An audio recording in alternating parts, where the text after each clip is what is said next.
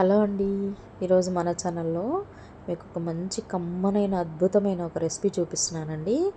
పూర్వకాలం పెళ్లి భోజనాల్లో, బంతి భోజనాల్లో వడ్డించే అల్లం మిర్చి ఆలు కర్రీ అండి. చాలా చాలా టేస్టీగా ఉంటుంది. అల్లం మిర్చి పేస్ట్ తోటి బంగాళదుంప కర్రీ చాలా బాగుంటుందండి. వీడియో స్కిప్ చేయకుండా లాస్ట్ వరకు చూడండి. ఫస్ట్ టైం చూసేవాళ్ళైతే నా వీడియో సబ్స్క్రైబ్ చేయండి, లైక్ చేయండి, కామెంట్ చేయండి. ప్రాసెస్ చూపించేస్తాను చూడండి. దీనికోసం నేను ఇక్కడ ఒక 1/2 కేజీ బంగాళదుంపలు, పచ్చిమిర్చి, ఉల్లిపాయలు, అల్లం ముక్క తీసుకున్నాను. చిన్నులపాయలు కూడా కొంచెం యాడ్ చేసుకోవాలండి. ప్రాసెస్ చూపిస్తున్నాను చూడండి. ముందుగా ఈ బంగాళదుంపల్ని శుభ్రంగా కడుక్కొని ఇలా ఉడికించుకోవాలండి. కొంచెం వాటర్ పోసి బంగాళదుంపల్ని అలా ఒక చిన్న నైఫ్తో కానీ దేంతో అన్న చూసుకుంటే బంగాళదుంప ఉడికిపోయినట్టు కనిపిస్తుంది. మీకు తెలుసు కదా బంగాళదుంపలు ఎలా ఉడికించుకోవాలో. వాటిని వాటర్లో నుంచి సపరేట్ చేసి పక్కన పెట్టేసుకోండి.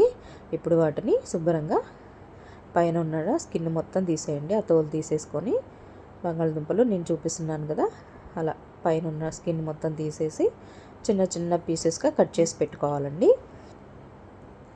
ఈ బంగాళదుంపలు చిన్న చిన్న ముక్కలుగా మీడియం సైజులో కట్ చేసి పెట్టుకోండి. ఇదిగోండి నేను చూపిస్తున్నాను చూడండి.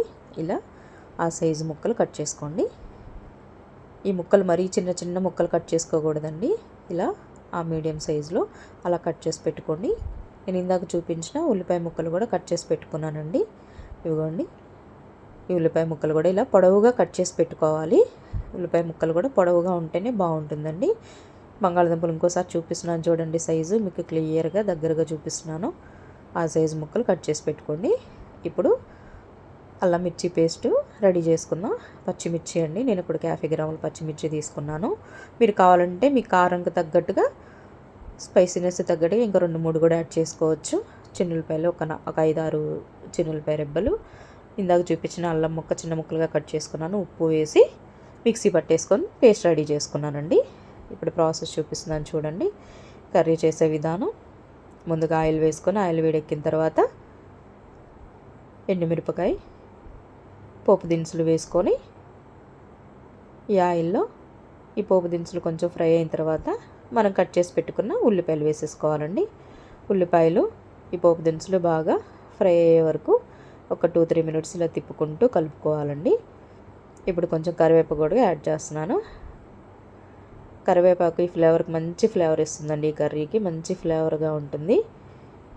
ఇప్పుడు మిక్సీ పట్టుకున్న ఈ పచ్చిమిర్చి పేస్ట్ని వేసేసుకుంటున్నానండి. చూసారా, దీంట్లో మనం మళ్ళీ కారం కూడా యాడ్ చేస్తామండి.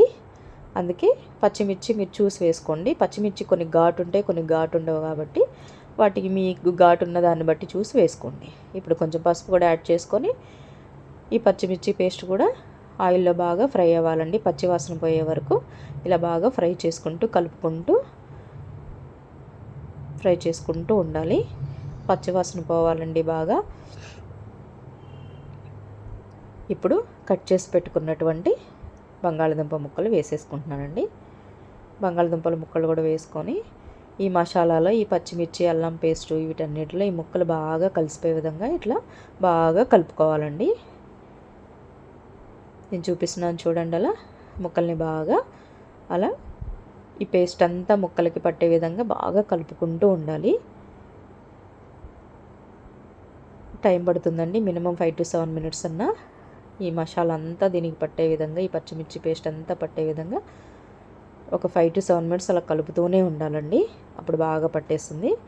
చూసారా, ఈ మసాలా అంతా దానికి పట్టేసిందండి. ఇప్పుడు కారం యాడ్ చేసుకుందాం. నేను ఇక్కడ 1 టేబుల్ స్పూన్ కారం యాడ్ చేశానండి.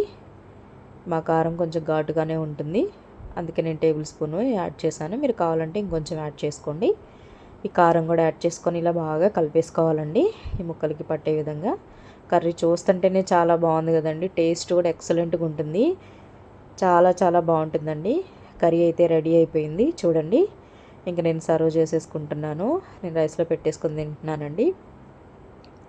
చాలా బాగుందండి. నాకైతే కర్రీ భలే నచ్చింది. బ్యాచిలర్స్ కూడా ఈజీగా చేసేసుకోవచ్చండి ఈ కర్రీ. చాలా చాలా బాగుంటుంది. చాలా అద్భుతమైన టేస్ట్గా ఉంటుంది.